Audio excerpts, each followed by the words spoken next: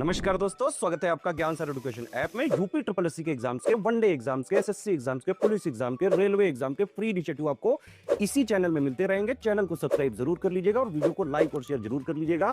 और हमारे ऐप ज्ञान सर एजुकेशन ऐप को गूगल प्ले स्टोर से आप इंस्टॉल जरूर कर लीजिएगा। इसमें सारे वनडे के एग्जाम्स के कोर्सेज आपको मिलेंगे बहुत ही कम दामों में। नमस्कार दोस्तों, पीईटी के सेक्शनल टेस्ट में आज पॉलिटी के मोस्ट इम्पॉर्टेंट जो 50 सवाल हैं, मोस्ट इम्पॉर्टेंट उनको देख लेते हैं, क्योंकि 5 सवाल पॉलिटी से आने हैं। इनसे भी सवाल आपके फंस सकते हैं ना। बाकी ज्ञान सर एजुकेशन ऐप से टेस्ट को लगा के चले जाओ, 49 रुपये के 25 टेस्ट हैं। इतने सवाल फंस जाएंगे कि आराम से अच्छा स्कोर कर ले जाओगे, है ना। कूपन कोड लगाना मत भूलना खरीदने से पहले, ज्ञान सर डिस्काउंट, है ना। जैसे ही उसमें बाय वाला ऑप्शन आएगा ना, बाय करोगे अब लिखना ज्ञान सर डिस्काउंट, है ना, बिना किसी स्पेस। अप्लाई करोगे कूपन कोड, 49 रुपये का मिलेगा वो, ठीक है। सबसे पहला सवाल है, भारत में संविधान सभा के गठन का जो विचार है वो सबसे पहले एम.एन. रॉय ने दिया था। कब दिया था ये पूछ रहा है आपसे। तो एम.एन. रॉय ने दिया था 1934 में। कब दिया था? 1934 में, ठीक है। उसके बाद कह रहा है कौन सा कथन भारतीय संविधान की सीमाओं के रूप में माना जाता है, मतलब लिमिटेशन है इंडियन कॉन्स्टिट्यूशन की। राष्ट्रीय एकता का एक केंद्रीकृत विचार, यानी centralise idea of national unity. कुछ बुनियादी सामाजिक आर्थिक अधिकारों को मौलिक अधिकारों की एक अभिन्न विशेषता बनाए जाने या बनाने के बजाय निर्देशक सिद्धांतों के भाग में डाल दिया जाना, यानी certain basic socio economic rights were relegated to the section और ऑन डीपीएसपी, है ना, directive principle, rather than made an integral feature of fundamental right. कौन सा सही होगा यहाँ पे? तो दोनों ही ठीक है भाई, ठीक है। भारत के संविधान में अल्पसंख्यक शब्द को कहाँ परिभाषित किया गया, माइनॉरिटी को कहाँ पे बताया गया है? तो भारत में अल्पसंख्यक, देखिए हमारे संविधान में अल्पसंख्यक कहीं भी शब्द मेंशन ही नहीं है ना, तो नन ऑफ द अबव हो जाएगा। माइनॉरिटी शब्द का कहीं इस्तेमाल हमारे संविधान में नहीं किया गया है, ठीक है।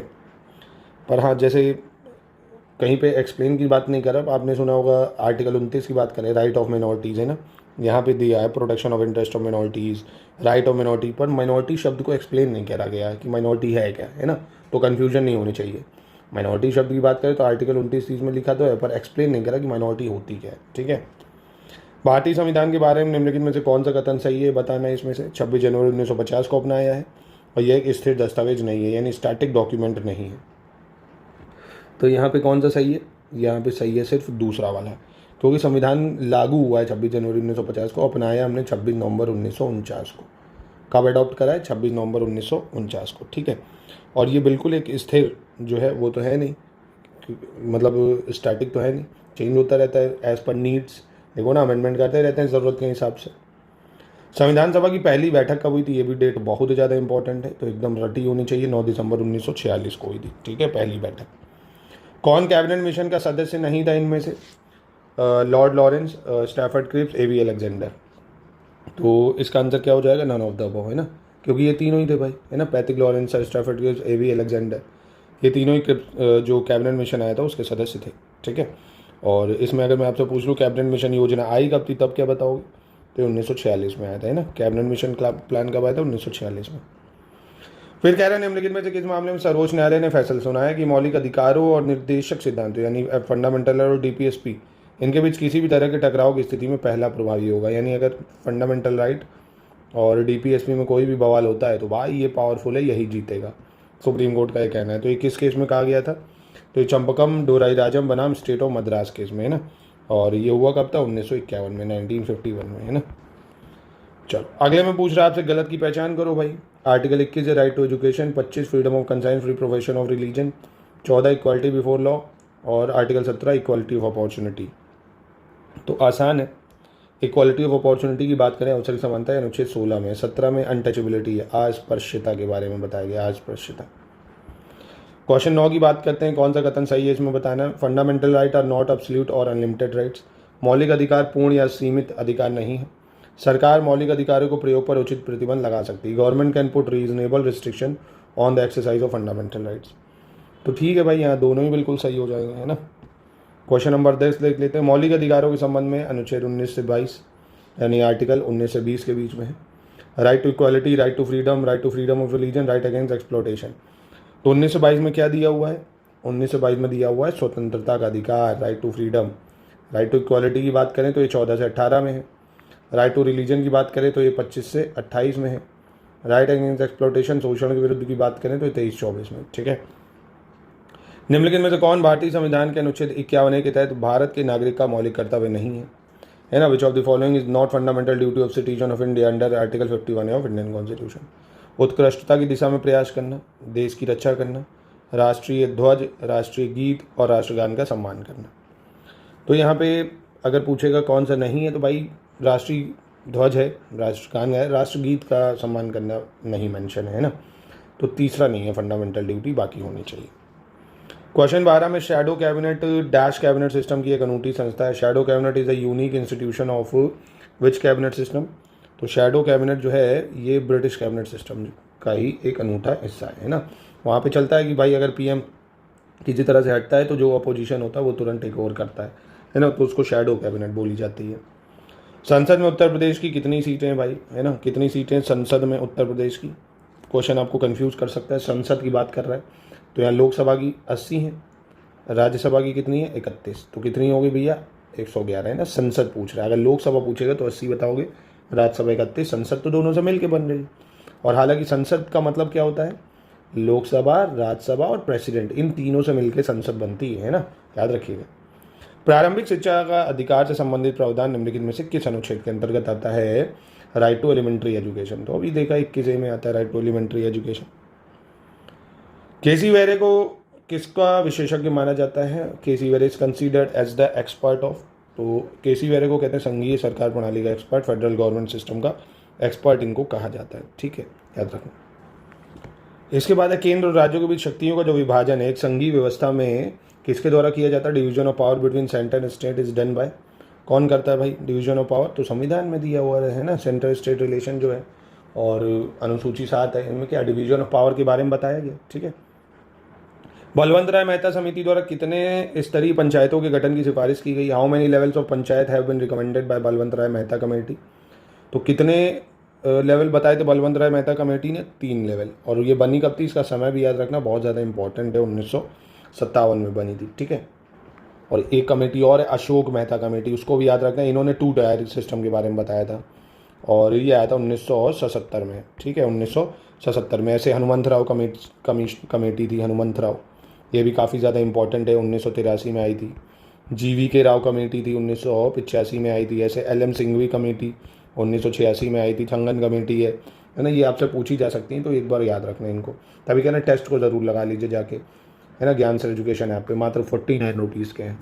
और पेपर देने ज़रूर जाइएगा भाई। कई लोग आप लोग पेपर छोड़ने की सोच रहे हो, ऐसा मत करो मेरी जान, पेपर दे दो जाके।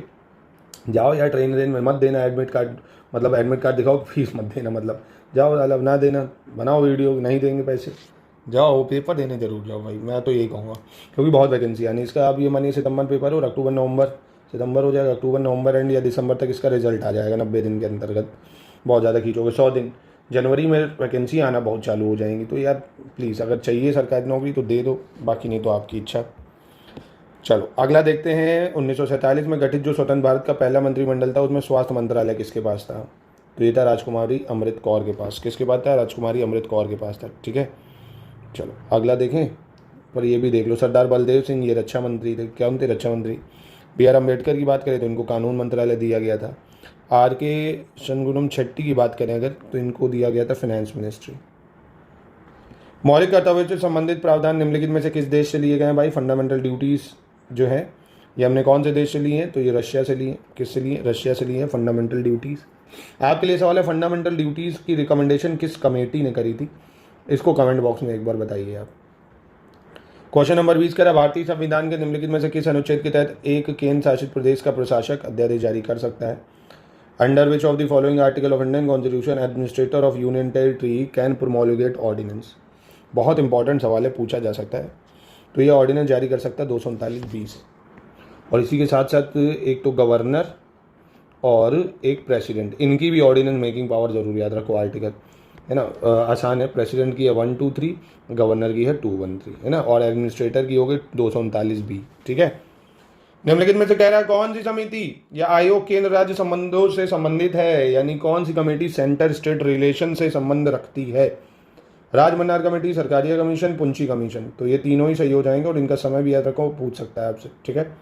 और दोस्तों एक लाइक कर दीजिए, वीडियो को लाइक करने पे आपका कुछ नहीं जाएगा, कोई पैसा नहीं कटेगा, कोई इज्जत आपकी नहीं जाएगी, सम्मान में कोई कमी नहीं आएगी, पर हाँ वीडियो को लाइक कर दोगे तो ऐसे ही वीडियोस और मिलते रहेंगे। चैनल को सब्सक्राइब नहीं करा तो कर लेना एक बार।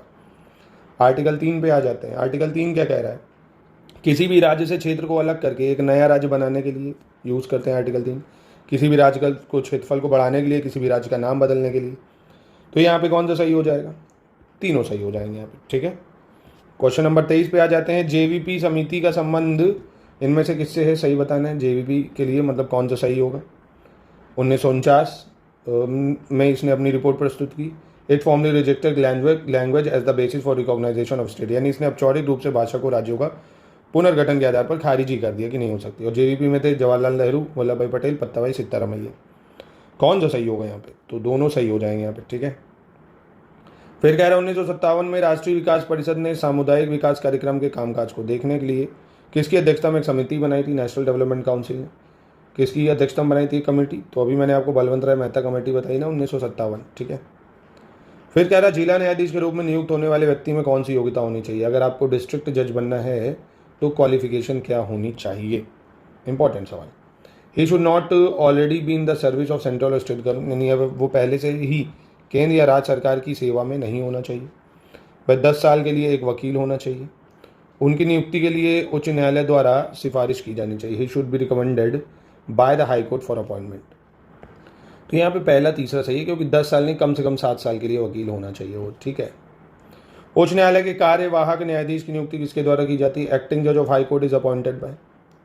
तो कौन करता है भैया एक्टिंग जज को अपॉइंट? तो ये करता है राष्ट्रपति। कौन करता है? राष्ट्रपति। और हाई कोर्ट में एक्टिंग जजेस की बात करें तो अनुच्छेद 224 में आता है ना, अनुच्छेद 224। एक्टिंग चीफ जस्टिस की बात करें तो वो 223 में आ जाता है, आर्टिकल 223। प्रेसिडेंट अपॉइंट करता है नॉट एक्सीडिंग फॉर 2 ईयर्स, मतलब 2 साल से ज़्यादा नहीं हो सकता एक्टिंग जज, ये याद रखना। इसके बाद देखो, अभी मैंने कमेटियाँ बताई, वही कमेटी आपको रिवीजन के लिए आ गई है, मिलान कर लीजिए। Balwant Rai Mehta committee, Ashok Mehta committee, Hanumanth Rao committee, L M Singhvi committee, है ना। तो बलवंत राय मेहता कमेटी ठीक है, अशोक मेहता 1977, हनुमंत राव 1983, एल एम सिंघवी 1986। तो डी हो जाएगा इसका आंसर। नगर पालिकाओं के चुनाव का प्रावधान किस अनुच्छेद में है भाई? है ना, इलेक्शन प्रोसीजर जो म्यूनसिपैलिटीज़ का है वो कौन से आर्टिकल में?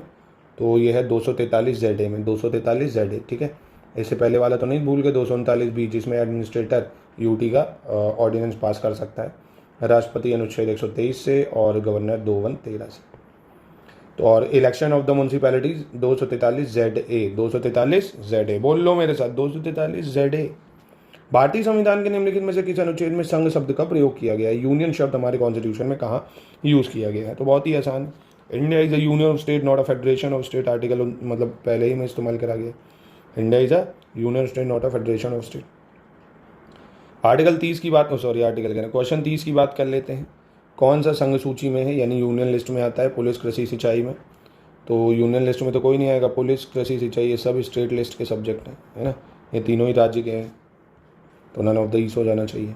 कौन सा विषय समवर्ती सूची का नहीं है? कह रहा कंकरेंट लिस्ट का नहीं है, इनमें से ये बताना है। शिक्षा और वन, वाणिज्य। तो वाणिज्य की अगर बात करें, है ना, ये आपका स्टेट लिस्ट में आ जाता है। कॉमर्स, है ना, वाणिज्य या कॉमर्स स्टेट लिस्ट में है। एजुकेशन, फॉरेस्ट कंकरेंट लिस्ट में। स्वतंत्रता के बाद 1953 में नए राज्यों के निर्माण के लिए एक राज्य पुनर्गठन आयोग का गठन किया गया था। इसमें कौन आयोग का सदस्य नहीं था? है ना, कौन नहीं था भैया जो 1953 में न्यू स्टेट्स बन गए थे? तो इसका सदस्य कौन नहीं था? एक तो फजल अली, के एम पानिया, हैदरनाथ कुंजरी, तीनों ही थे, है ना। नन ऑफ दीज हो जाएगा इसका। भाई फजल अली कमीशन नहीं बना था, फजल अली की अध्यक्षता में 1953 में, बाद में फिर आपने देखा था वो आंध्र प्रदेश बनेगा। वर्ष 1687 से 88 के दौरान भारत का पहला नगर निगम कहाँ स्थापित किया गया था? भारत का पहला नगर निगम बना था कहाँ पे? मद्रास में। कहाँ पे बना था? मद्रास में, ठीक है। राजस्थान के जिले में 2 अक्टूबर 1959 को प्रधानमंत्री पंडित नेहरू द्वारा पंचायती राज प्रणाली का उद्घाटन किया गया था। तो राजस्थान के कहाँ पे? नागौर में करा गया था। नागौर में 2 अक्टूबर 1959 को, है ना, जब यहाँ पे पंचायती राज सिस्टम मतलब हमारे संविधान में नहीं आया था, तभी करा गया था। कैग द्वारा अपना प्रतिवेदन किस अनुच्छेद के तहत दिया जाता है? तो पहली चीज़, कैग कौन से आर्टिकल में? 148। अपनी रिपोर्ट सबमिट करता है कौन से अनुच्छेद के थ्रू? 149 के थ्रू, ठीक है। कौन सा अनुच्छेद उच्च न्यायालय के संविधान से संबंधित है, यानी constitution of high court? High court की स्थापना होनी चाहिए, ये अनुच्छेद किसमें है? 216, है ना। राज्यों के लिए उच्च न्यायालय या उच्च न्यायालय का गठन कह सकते हो, उच्च न्यायालय का गठन 216 में है और राज्यों के लिए उच्च न्यायालय होना चाहिए 214 में है। ठीक है, याद रखिएगा उसको। और 217 की बात करें अगर, तो अपॉइंटमेंट एंड कंडीशन होती है जजेस ऑफ हाई कोर्ट की। संविधान के किस अनुच्छेद में 2 या 2 से अधिक राज्यों के लिए एक साझा उच्च न्यायालय की स्थापना की गई है, यानी कॉमन हाई कोर्ट की बात करी गई है हमारे कॉन्स्टिट्यूशन में? तो ये करी गई है 231 में, इंपॉर्टेंट आर्टिकल है अनुच्छेद 231 में। 2 या 2 से अधिक राज्यों के लिए कॉमन हाई कोर्ट हो सकता है। जैसे आपको पता होगा, common high court West Bengal देखता है किसको, अंडमान निकोबार को, केरल देखता है लक्षद्वीप को, बॉम्बे देखता है दादरा नागर हवेली दमन दीव को, चंडीगढ़ वाला जो है अपना चंडीगढ़ पंजाब हरियाणा को देख लेता है ना। तो इस तरह से आप देखेंगे 1 2 3 4 5, एक और है, 25 हाई कोर्ट टोटल है और 6 कॉमन हाई कोर्ट। 6 कितने हाई कोर्ट है? कॉमन हाई कोर्ट है, जिनमें से जम्मू कश्मीर लद्दाख वाला कह सकते हो, है ना। इनमें से सबसे इम्पोर्टेंट है एक गुवाहाटी जो हाई कोर्ट है, गुवाहाटी। ये 4 राज्यों को देखता है, असम, अरुणाचल और मिज़ोरम, नागालैंड, है ना। असम, अरुणाचल, मिज़ोरम, नागालैंड, 4 को याद रखना। 231 आर्टिकल। इसके बाद कह रहा है निम्नलिखित में से किस पूर्वोत्तर राज्य का अपना उच्च न्यायालय है ना। नागालैंड, मिज़ोरम, सिक्किम, अरुणाचल प्रदेश। तो किसका अपना उच्च न्यायालय है भाई? तो अभी बताया ना, सिक्किम हो जाएगा। क्यों?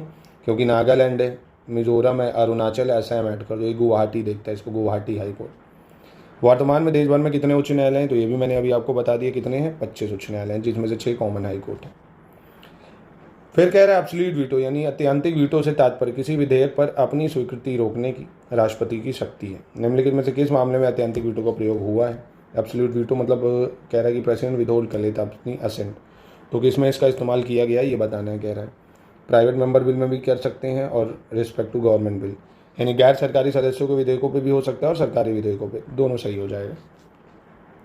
संविधान का अनुच्छेद 125(1) के अनुसार उच्चतम न्यायालय के न्यायाधीशों का या उच्चतम न्यायालयों के न्यायाधीशों के डैश का निर्धारण संसद द्वारा बनाई गई विधि के तहत होता है, यानी article 125 clause 1 of the constitution, the dash of the जजेस of supreme court are determined by law made by parliament. बहुत ही आसान। सैलरी जो है 125 के अनुसार उच्चतम न्यायालय की पार्लियामेंट ही डिसाइड करती है। ठीक है। निम्नलिखित में से किस देश के संविधान के विपरीत भारतीय संविधान ने एकीकृत न्याय व्यवस्था की स्थापना की?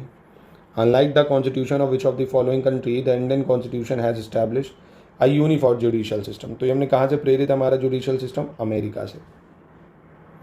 निम्नलिखित में से कौन लोकसभा के विघटन पर व्यपगत नहीं होता है? विच of the following do not lapse on the dissolution of Lok Sabha, मतलब कौन सा बिल लैप्स नहीं होगा?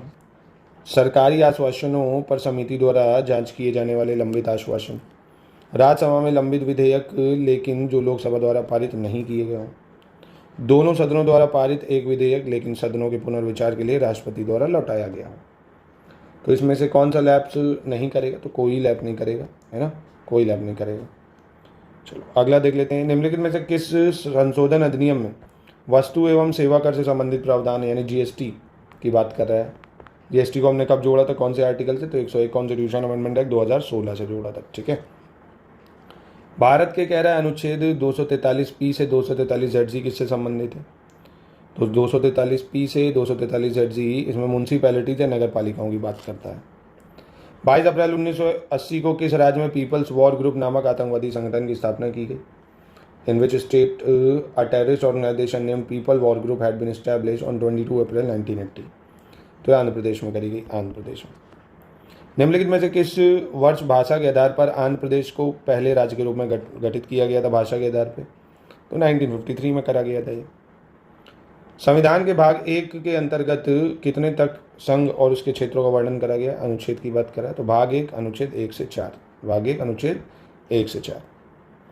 उसके बाद कह रहा है डैश राष्ट्रपति और उपराष्ट्रपति के चुनाव के विवादों के संबंध में मूल, अनन्य और अंतिम प्राधिकरण है, यानी original exclusive final authority regarding dispute of election of president and vice president.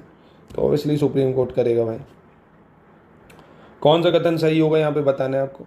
जजेस of supreme court appointed by president, और यानी सर्वोच्च न्यायालय के जो न्यायाधीश होते हैं उन्हें राष्ट्रपति जो है वो नियुक्त करता है। मुख्य न्यायाधीश की नियुक्ति मंत्रिमंडल द्वारा सर्वोच्च न्यायालय और उच्च न्यायालयों के न्यायाधीशों के परामर्श से की जाती है। Chief justice appointed by cabinet after the consultation with जजेस of supreme court and high court. ये गलत हो जाएगा। कैबिनेट का यहाँ कोई रोल नहीं है, मतलब यानी जो चीफ जस्टिस है अपॉइंट करेगा प्रेसिडेंट, कंसल्ट करेगा दूसरे जजेस सुप्रीम कोर्ट और हाई कोर्ट से, है ना, प्रेसिडेंट करेगा। ठीक है। तो यहीं ये करते हैं इसकी समाप्ति। 50 शानदार प्रश्न है, आपके बहुत ज़्यादा काम आएंगे, इनको लगा जरूर लीजिएगा। और ऐसे ही शानदार टेस्ट फ्री में भी पढ़ें ज्ञान सर एजुकेशन ऐप पे, वीकली टेस्ट फोल्डर में, वहाँ से भी जाके लगा लीजिए। और 49 रुपये में 25 टेस्ट खरीद के वो भी लगा लीजिए। जितना ज़्यादा प्रैक्टिस कर लेंगे वही बहुत है एंड टाइम में रिवीजन के लिए।